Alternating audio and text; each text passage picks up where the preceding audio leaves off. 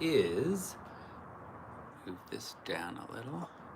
It is Friday, February the 10th, 2023, and it is about 46 degrees in the Dallas, Texas area. It's mostly cloudy right now. I think the sun's supposed to peek out a little bit later.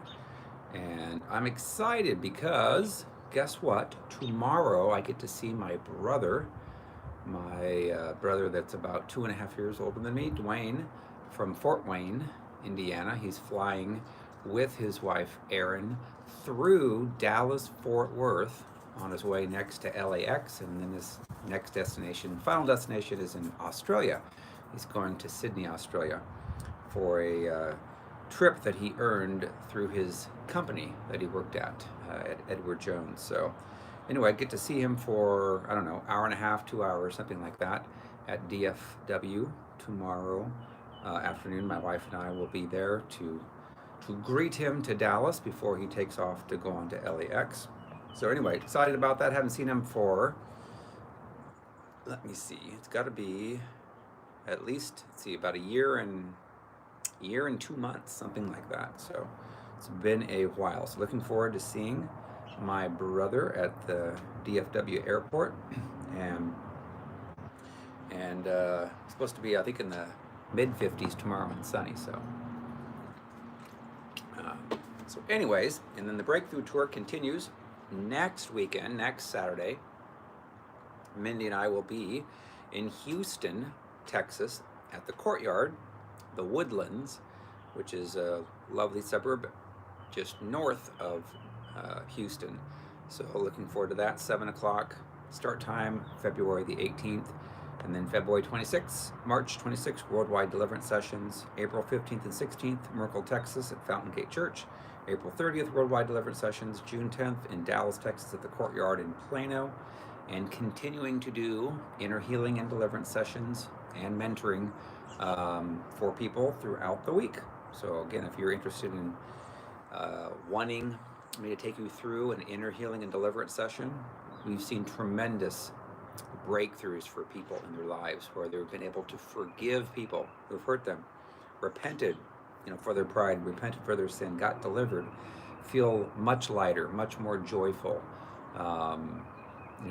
Everyone needs healing and deliverance. Everyone. So if you've never had that and you want to go through that, again, I have a book called Freedom from Soul Wounds and Demons. Lots of people are purchasing that, and we're seeing great feedback, especially from people on TikTok. I'm just blown away. All the people at TikTok that are getting the book, ordering it, and a lot of them are reaching out for sessions as well. So the Lord is using all kinds of platforms and wanting to get people set free, healed, delivered, so that they can enjoy life. So, topic of the day, I heard the Lord say yesterday, I want you to talk about the motives of people's hearts. So what are the motives of your heart? And so I wrote a blog. It's on Facebook, it's on YouTube, it's on I think I put it on my website. I'm pretty sure I put it on my website, Restorative Freedom. Yeah, I did. I'm pretty sure I did.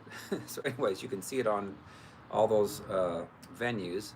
And I'm just going to go ahead and start reading into this.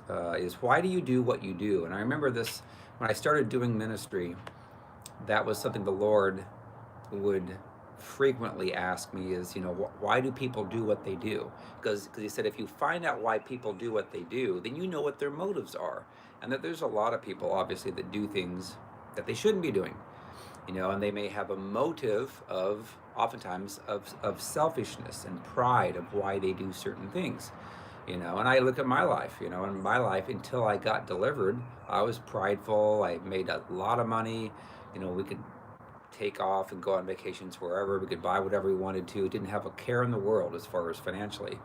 And yet there were things that I did that I should not have done, and I needed to get delivered. When I got healed and delivered, everything changed in my life. And then I realized, okay, why am I doing ministry now? I'm like, because this needs done. This needs to happen. People need to be healed and delivered because there's too many people going to churches that never change, never forgive people for hurting them, never repent for their pride and sin, and keep on sinning. And it's like, really, sin should be rare in our lives when we're Christians. And so once I got healed and delivered, then that is what happened. It transformed my life. And now I've been on a mission from the Lord. I don't want to do the things that I want to do. I want to do the things that the Lord wants to do. And the Lord wants to get people healed and delivered. So that is what motivates me every single day. And my wife is get up and we want to help people. That's in our DNA. And there's people that are in ministry that are not there for the right reasons, that because they're not healed and delivered yet. And sadly, a lot of people don't have compassion for people, don't know anything about healing and deliverance, think that demons, I don't know, are no longer here for some reason. I don't know why they would think that, but there's a mess in the church. So when we are doing things because the Lord needs it done, wants it done, then it's no longer about us in our life. It's about the Lord living through us, doing what Jesus did, and having a lot of compassion for people and loving on people and wanting them to get healed and delivered. So, have you ever asked that question of why are you doing what you're doing? What are you doing right now? What are you doing for the Lord? What are you doing? Do you have a right attitude? Or do you have a lot of things that aren't right? So, have you ever thought about it? The Bible has a lot to say about the motives of our heart. A motive is the underlying reason for all of our actions. Proverbs 16:2 says, all of a person's ways seem pure to them or right to them, but their motives are weighed by the Lord, their intentions. Because the human heart is very deceitful, Jeremiah 17:9. We can easily fool ourselves about our own motives. We can pretend that we're choosing certain actions for God or the benefit of others, when in reality, we have selfish reasons.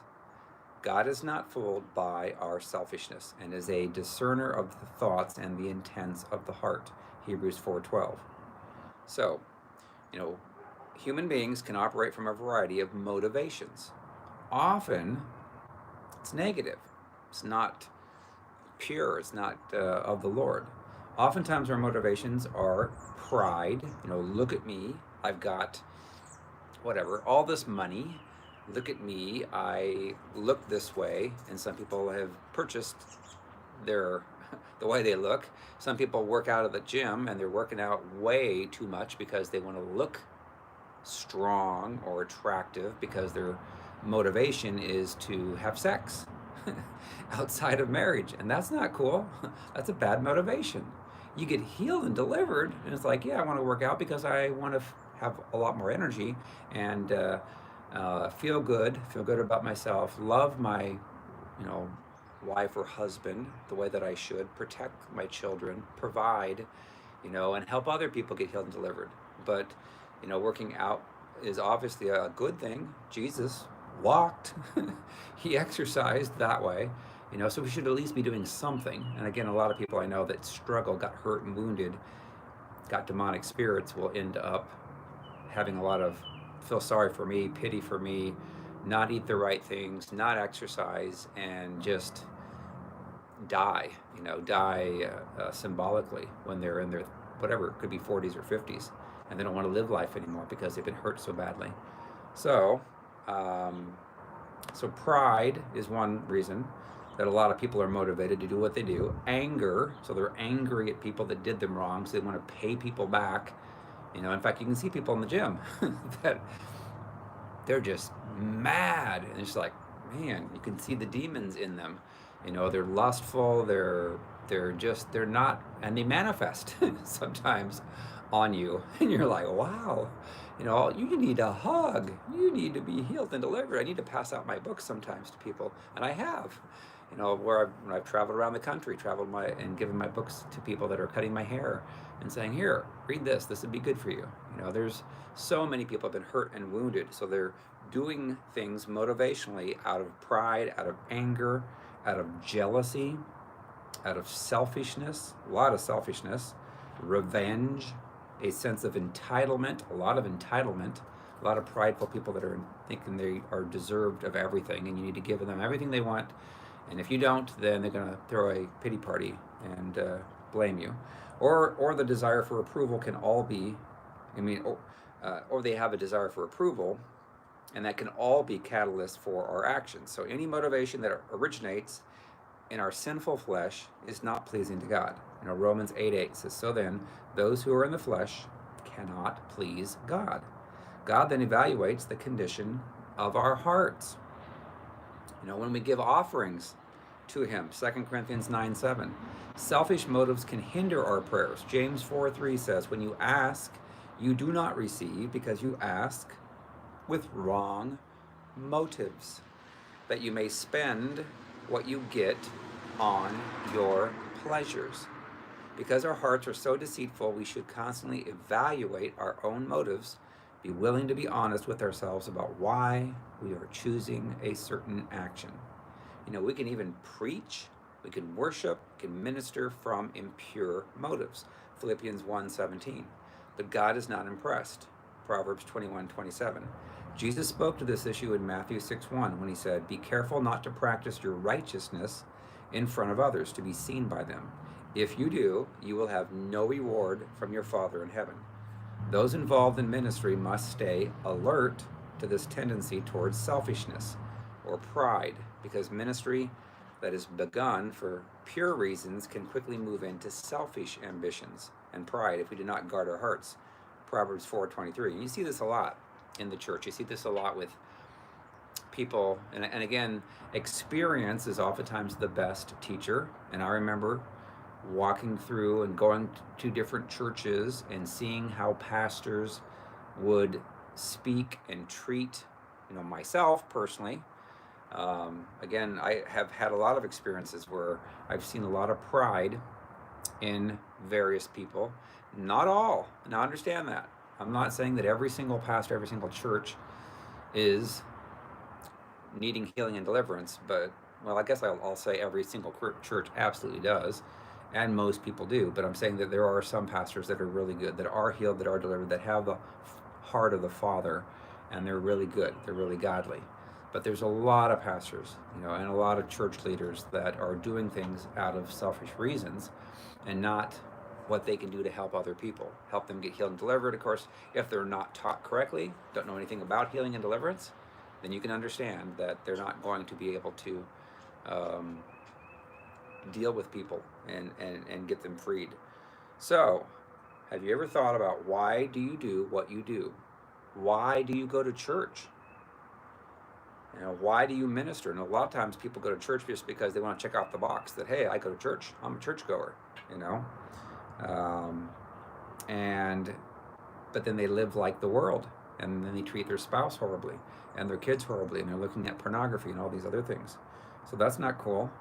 And there's a lot, of course, over 50% of pastors that look at pornography. That needs to change.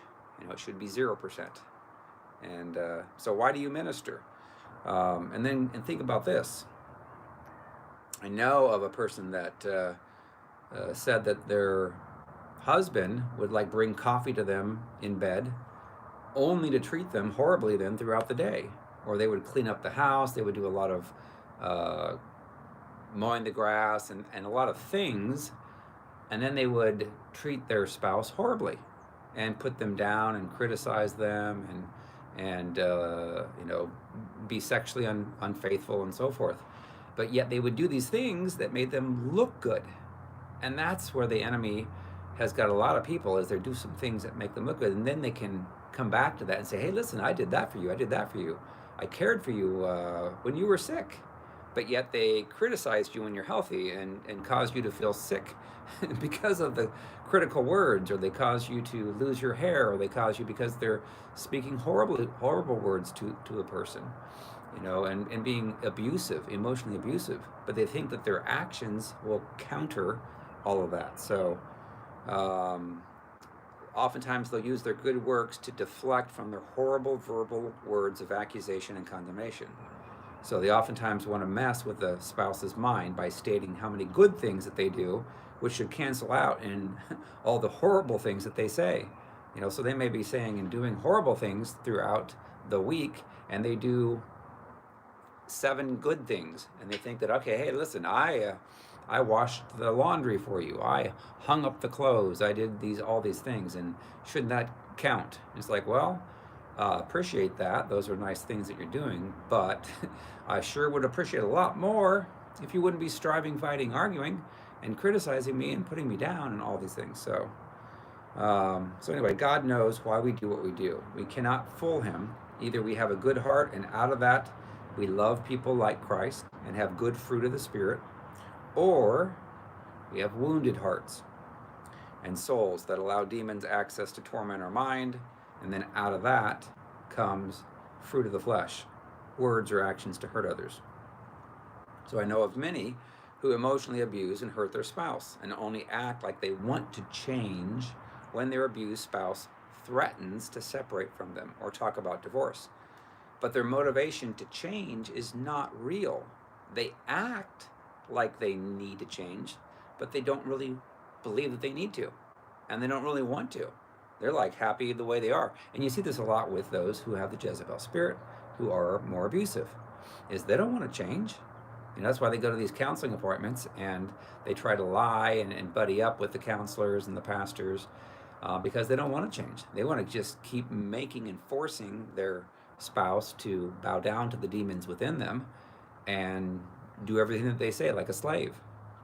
So oftentimes these people are professional great actors, and they believe that their issues are their spouse. If their spouse would just agree and do everything that they say, they would never have any arguments. But what they don't realize is they've got demonic spirits that keep triggering on the spouse, putting them down, tearing them down, treating them horribly behind closed doors, and then in front of the church they put on a happy smile. And they're like, hey, everything's great. And then the spouse tries to play and fake like they're happy too, so people don't know the truth, but in reality they're dying inside. And oftentimes you can see it in their eyes, and they're just like hopeless.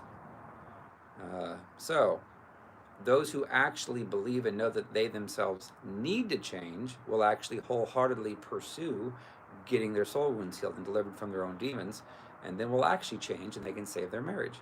It all comes down to the intentions of a person's heart. So it's time to get our soul wounds healed from our past pains, repent for our pride and sin, and then we can have godly motivations in our hearts, producing good fruit. So Jesus condemned the Pharisees many times because their hearts were prideful. They were evil, even though they did good works. But they did the good works to make people think that they were good, and they were not. They were evil. Matthew 23:5 says, but all their works they do is to be seen by men. They make their phylacteries broad and enlarge the borders of their garments. And Jesus also said, Matthew 23:13-15, but woe to you, scribes and Pharisees, hypocrites, for you shut up the kingdom of heaven against men, for you neither go in yourselves, nor do you allow those who are entering to go in. Woe to you, scribes and Pharisees, hypocrites, for you devour widows' houses, and for a pretense make long prayers. Therefore you will receive greater condemnation. Woe to you, scribes and Pharisees, hypocrites, for you travel land and sea to win one proselyte, and when he is won, you make him twice as much a son of hell as yourselves. So, yes, there are modern day Pharisees right now that are in the church, that are in leadership positions, and they are not living the life that God would want for them behind closed doors. So when we do things for others, we should not be planning to bring up all the things that we did for them to try to guilt them into doing something for us later in return. We should not have ulterior motives to gain something back in return. We should do things with love in our hearts like Christ did for the betterment of others.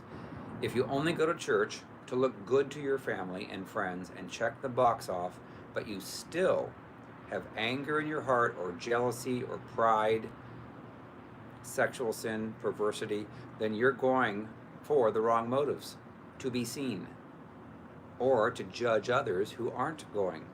There are many people who attend church but have much hidden sin in their lives and have no intentions of changing. Many men, of course, look at pornography during the week, lust after women, only to show up in church to make themselves look good to others. God knows our hearts. Many women treat people in controlling or manipulative ways during the week, then get dressed up to look good in front of the church.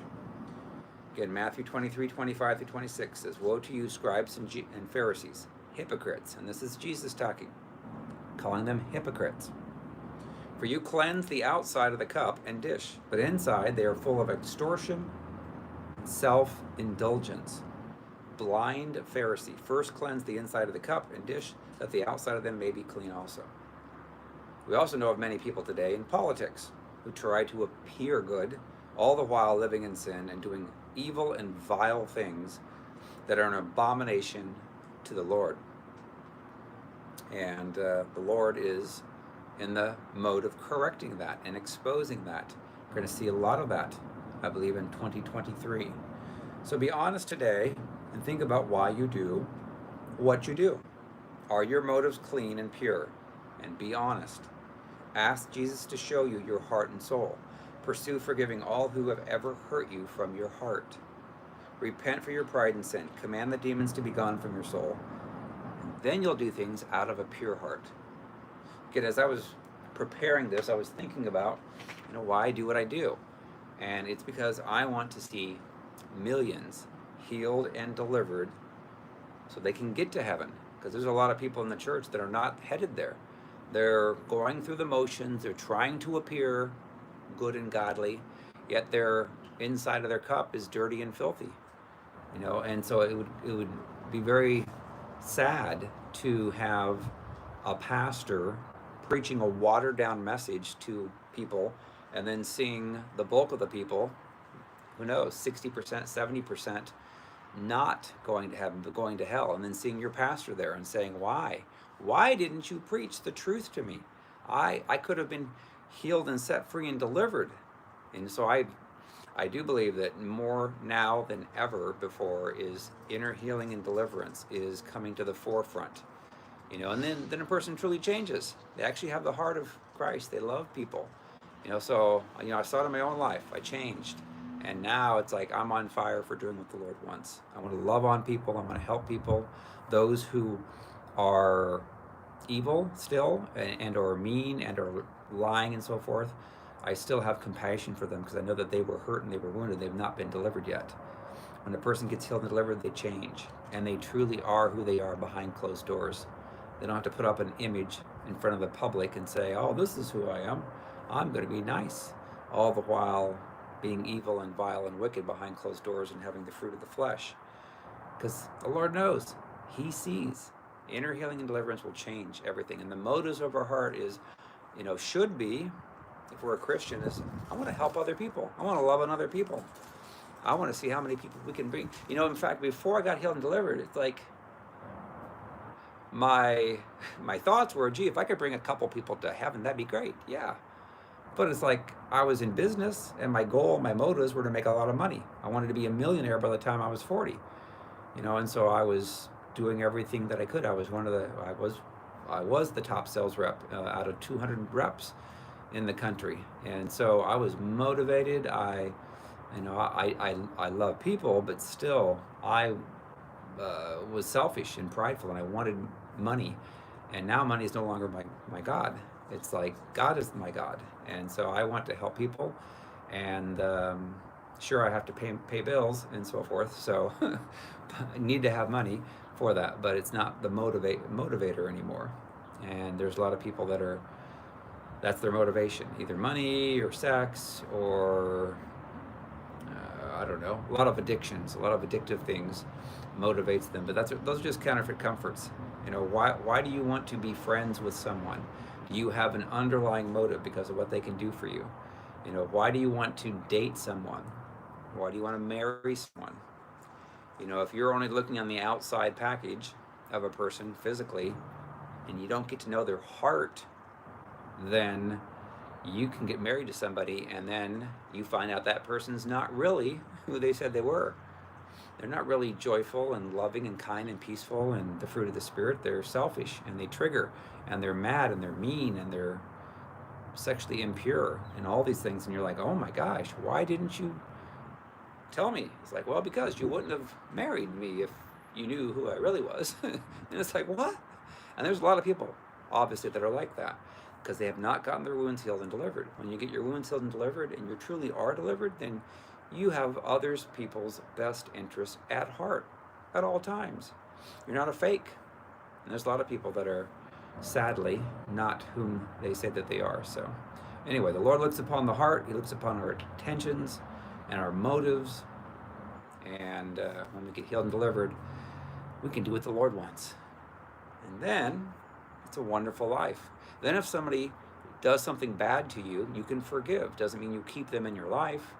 You know, if a person's not willing to get healed and delivered, then it doesn't make sense to keep a relationship with someone, or a close relationship with someone. At least it's going to hurt you over and over again. Jesus wanted to avoid the Pharisees and scribes at all costs because he knew their hearts were wicked. So when a person does change and they get healed and delivered, then it's like, great, now we can have a relationship. Now we can be friends. So, alrighty. Well, I will let you guys go and have a great weekend. And we will see you on Monday. All right. Bye-bye. Saying goodbye on